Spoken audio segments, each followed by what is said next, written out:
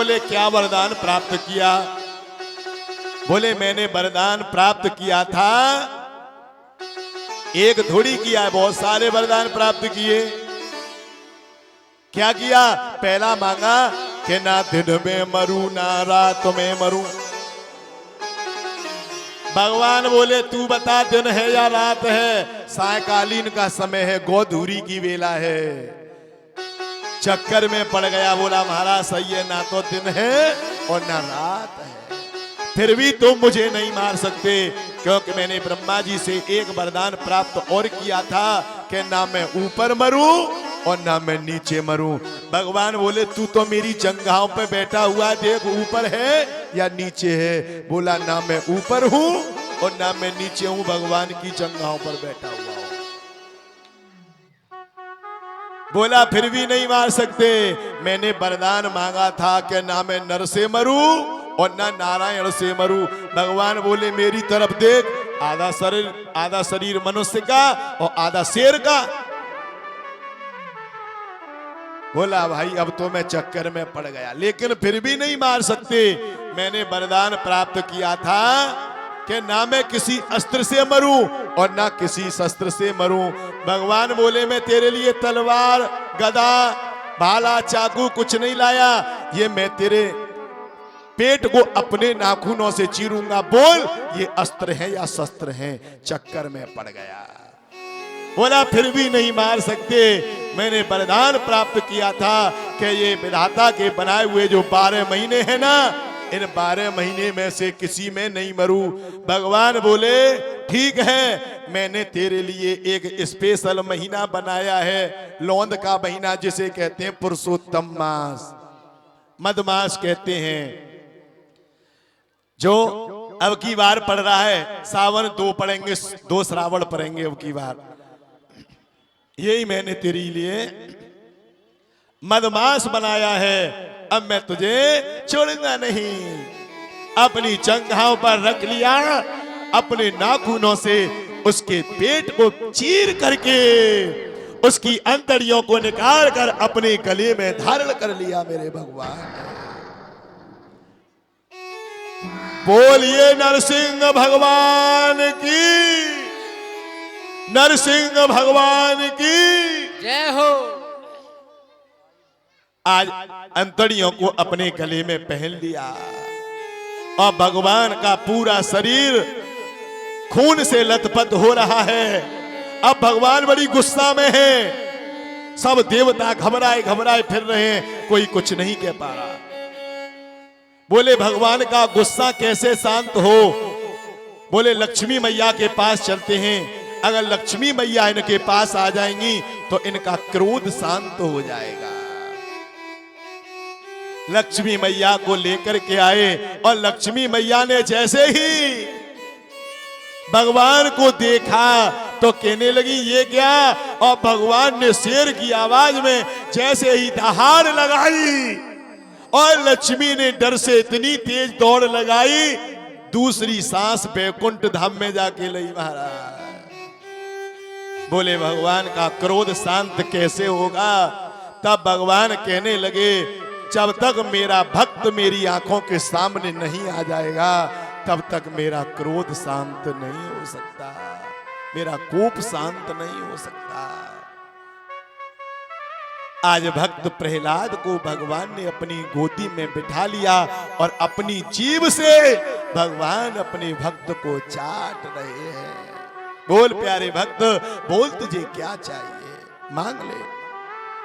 योग चाहे तो योग दे डारो, भोग चाहे तो भोग दे डारो, मुक्ति चाहे तो मुक्ति दे डारो, भक्तन को लेन देन कबहू नाए तारू। बोल मांग ले भक्त, मांग ले, तू जो मांगेगा मैं वही दे दूंगा। विधाता आज मैं तुम्हारी गोदी में बैठा हुआ हूं तो मुझे मांगने की जरूरत क्या है? क्या मांगूंगा? मुझे कुछ नहीं चाहिए। आज भगवान अपने भक्त प्रहलाद को गद्दी पर अभिषिक्त करके और नरसिंह भगवान वहां से अंतर ध्यान हो गए। बोलिए नरसिंह भगवान की जय जय श्री राधे। आज प्रहलाद जी महाराज आज श्रवण करते करते भ्रमण करते करते एक सुदूर वन में गए।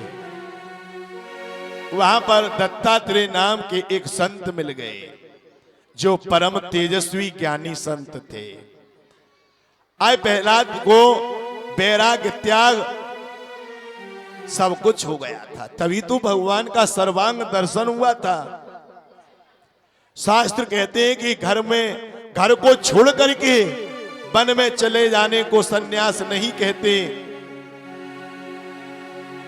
सन्यासी तो घर में भी रह सकता है, जो गृहस्थ में ही सन्यासता का रूप धारण करते हैं वो भी सन्यासी माने जाते हैं। करो से कर्म करो मिंदनाना, मन राखो जहां कृपा निधाना। भगवान के चरणों में चलते फिरते हंसते गाते हर समय भगवान के चरणों में ध्यान। कैसे? हो मुरली वाले को मन से और रिझाते चलो, हो मुरली वाले को मन से रिझाते चलो। और कृष्ण गोविंद गोपाल गाते चलो, कृष्ण गोविंद गोपाल गाते चलो। ओ मुरली वाले को मन से रिझाते चलो, वाले को मन से रिझाते चलो। कृष्ण गोविंद गोपाल गाते चलो, कृष्ण गोविंद गोपाल गाते चलो।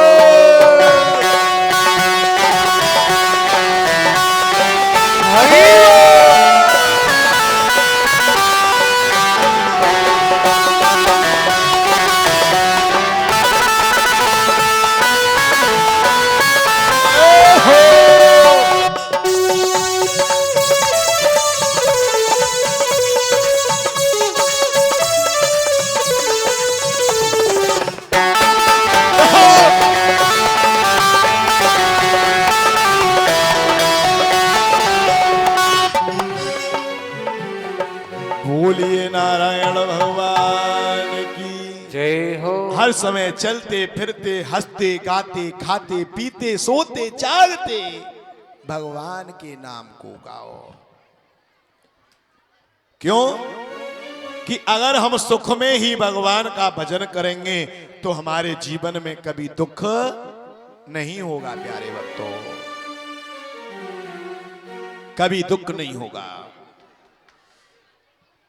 दुख में सुमिरन सब करें, सुख में करें न को। जो सुख में सुमिरन करे तो भैया दुख काहे को, रे भैया दुख काहे को। अगर हम भगवान का भजन सुख में करेंगे तो हमें दुख कभी नहीं होता। एक कथा आती है गजेंद्र मोक्ष की कथा, बड़ी सुंदर कथा है कि एक बहुत अहंकारी एक राजा था जिसका नाम था गजेंद्र। और एक सुंदर सरोवर में स्नान करने के लिए जाता था और बड़ा अहंकारी जीव था जिसकी 50 पत्नियां एवं 150 पुत्र थे उसके। एक दिन वो हाथी पूरे परिवार को लेकर के एक सुंदर सरोवर में स्नान करने के लिए गया और जैसे ही स्नान करने के लिए गया तो स्नान कर रहा है, सारे बच्चे खेल रहे हैं, एक दूसरे की सूंड में पानी भर भर के एक दूसरे के ऊपर फेंक रहे हैं, एक दूसरे के ऊपर फेंक रहे हैं।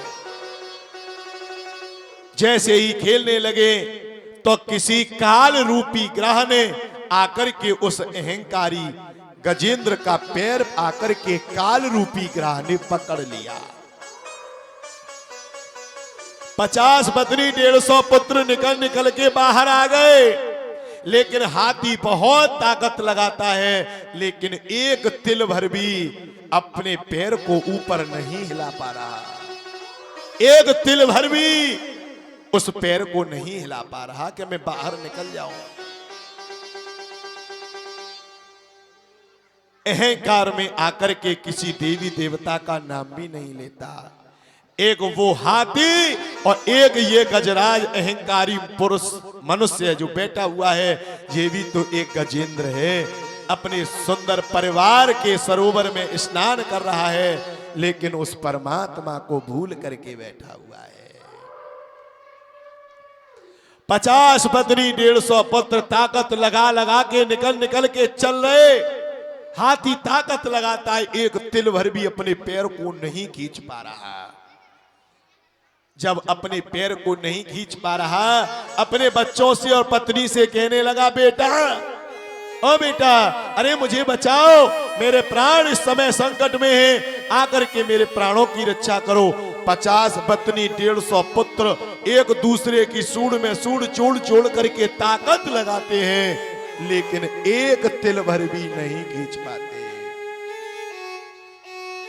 सारे के सारे छोड़ करके पत्नी बच्चे सब छोड़ करके चल दिए, सब छोड़ के चल दिए। तब उस हाथी के दिमाग में आई कि मैं तो ये विश्वास रखता था कि मेरी 50 पत्नियां और मेरे 150 पुत्र हैं, लेकिन आज मेरा आपत्ति का समय आया तो आज मेरा किनारा सब छोड़ करके चल दिए, सब छोड़ के चल दिए। अगर मुझे ऐसा पता होता कि संसार में कोई किसी का नहीं है, कोई किसी का नहीं है, तो मैं कम से कम भगवान का भजन तो करता। मेरे बेटा, मेरी बहू, इतना बड़ा मेरा परिवार, आज मेरा कोई नहीं है, मेरा आपत्ति के समय में कोई नहीं है। काल रूपी ग्राह जल के अंदर खींच करके जोर से लेकर के जाने लगा। अब हाथी की जो ताकत है वो क्षीण होती चली जा रही है, ताकत भी नहीं लगा पा रहा। आंखों में आंसू आ गए। अरे विधाता, अहंकारी में मैं तो अहंकार में डूबा रहा। अगर मैं तेरा भजन कर लेता तो मेरा तारण तरण हो जाता, कल्याण हो जाता मेरा।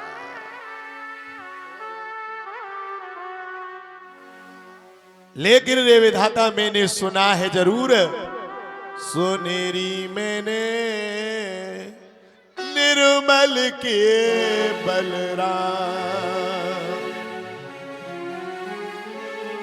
जब कोई नहीं आता, मेरे श्याम आते हैं, मेरे बिगड़े दिनों में वो बड़े काम आते हैं।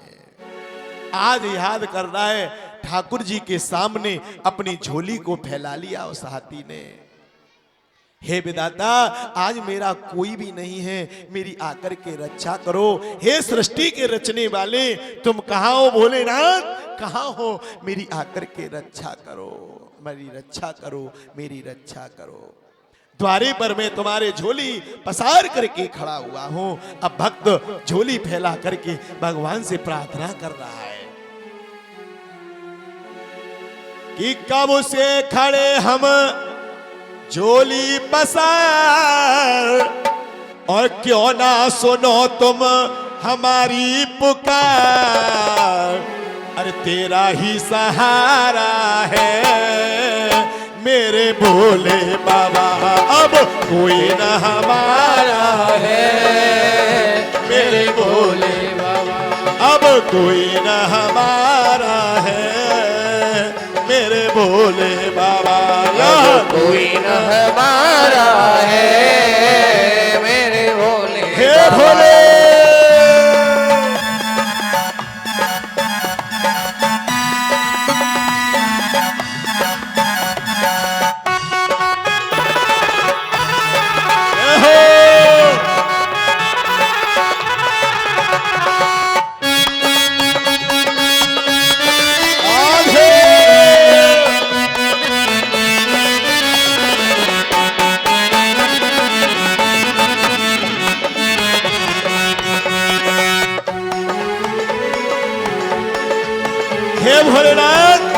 कहाँ हो? मेरी आकर के प्राणों की रक्षा करो नारायण, रक्षा करो, रक्षा करो, रक्षा करो।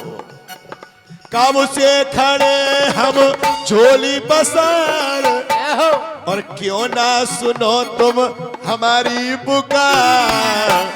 अरे तेरा ही सहारा है मेरे भोले बाबा, यहाँ तेरा ही सहारा है मेरे भोले बाबा, तेरा ही सहारा है मेरे भोले बाबा।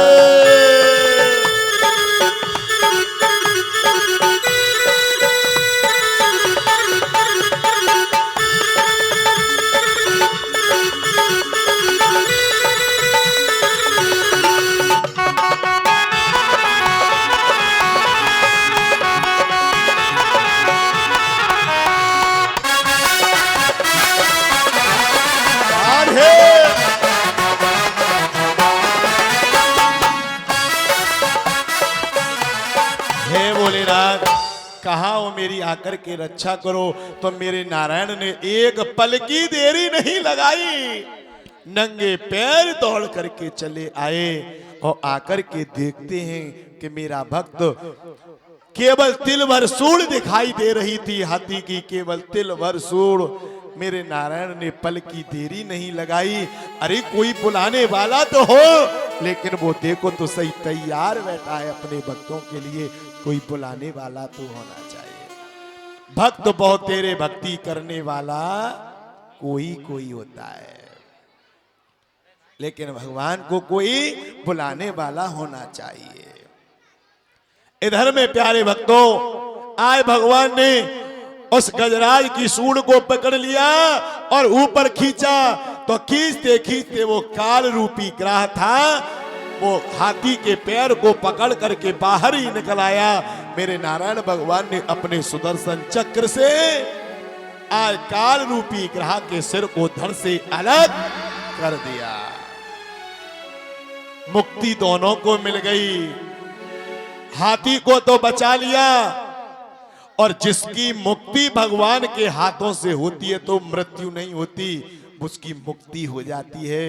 आज काल रूपी ग्रह को भी मेरे भगवान नारायण ने मुक्त कर दिया।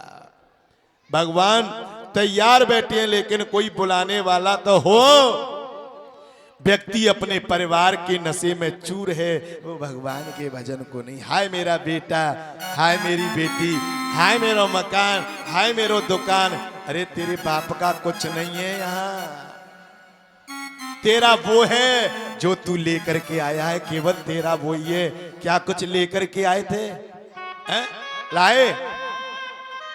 फिर क्यों कहते हो कि मेरा है, मेरा है, मकान मेरा, बेटी मेरी, बेटा मेरा, सब यही मिला है और यही रह जाएगा, यही रह जाएगा। साथ में तो केवल वो जाएगा जो यहां बैठ करके कमा रहे हो। सज धज कर जिस दिन मौत की, सज धज कर जिस दिन मौत की, और सहजादी आएगी, और ना सोना काम आएगा, ना चांदी आएगी। अरे ना सोना काम आएगा, ना चांदी आएगी। उस दिन केवल वो काम आएगा जो यहाँ बैठ करके कमा रहे हो। इसलिए मैं बार बार कह रहा हूं, श्वास श्वास पर हरि भजो, वृथा सांस मत खोए। ना जाने या श्वास को भैया आमन होए न होए, रे भैया आमन होए न होए। श्वास निकल के जा रहा है, वो वापस नहीं आने वाला, और जो उम्र हमारी निकल गई अब वो आने वाली नहीं है। पापा पापा कहते थे तो बड़े मजे में रहते थे। पिताजी हमें इस चीज की जरूरत है, पिताजी को ये नहीं समझा कि कौन सी विपत्ति आपत है। जिद कर गए, पापा मुझे ये चाहिए, तो पापा कहीं से मेहनत मजूरी करके हमारी इच्छाओं को पूर्ण करते हैं। लेकिन ऐसे माँ बापों को कभी माँ बाप के हृदय पर कभी चोट मत पहुंचाना। पता नहीं कैसे कैसे पालन करते हैं अपने बच्चों का पिताजी। कह दो नारायण भगवान की जय। आज गजराज को बचा लिया और मेरे भगवान अपने धाम को गए। भगवान अपनी प्रसादी माला दुर्वासा जी के गले में ले जा करके पहनाई और दुर्वासा जी को स्वादिष्ट भोजन करवा दिया। तो दुर्वासा जी ने वो माला इंद्र को पहना दी और इंद्र ने हाथी को पहना दी। और हाथी ने क्या किया, अहंकार में आकर के उस माला को तोड़ करके पैरों से कुचल दिया। यानी उसका परिणाम ये हुआ कि लक्ष्मी से इंद्र को भ्रष्ट होना पड़ा था। अब इंद्र के पूरे राज्य को राजा बलि ने अपने कब्जे में कर लिया, तो दैत्य सम्राट बन गए। अब देवता लोग मारे मारे फिर रहे हैं। महाराज हमारे देवता बड़े दुखी हैं। क्यों? क्योंकि राजा बलि ने तीनों लोकों को अपने कब्जे में कर लिया है महाराज। अब बड़े दुखी हो रहे हैं। बोले कैसे अब लेकर के आया जाए त्रिलोकी को वापस, क्योंकि देवता हमारे मारे मारे फिर रहे हैं। बोले महाराज अब क्या करना चाहिए? समुद्र का मंथन किया गया प्यारे भक्तों। समुद्र का जब मंथन हुआ, बासुकी का नाग बनाया। आज मंदरांचल पर्वत को रई बनाया गया और वहां पर प्यारे भक्तों आज समुद्र का मंथन हुआ। तो सबसे पहले मंथन किसके लिए हुआ कि समुद्र कैसे भी अमृत निकले, अमृत देवताओं को पिला करके दैत्यों को परास्त कर दिया जाएगा। तो सबसे पहले क्या निकला? सबसे पहले निकला हलाहिल विष, जहर निकला। जहर का पान किसने किया?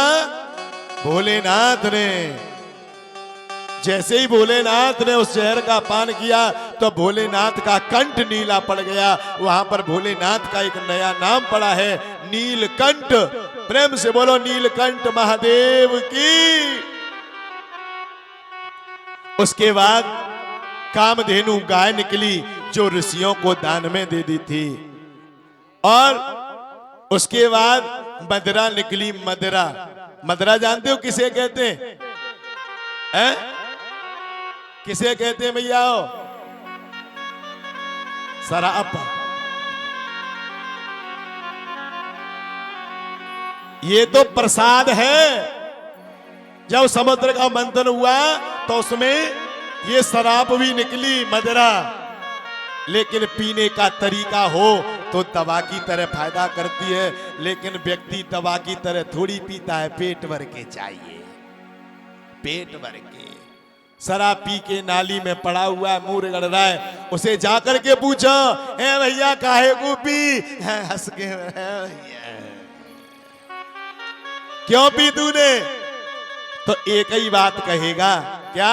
शराबी के मुख से एक ही बात निकलेगी, अरे मुझे पीने का शौक नहीं, पीता हूं गम भुलाने को।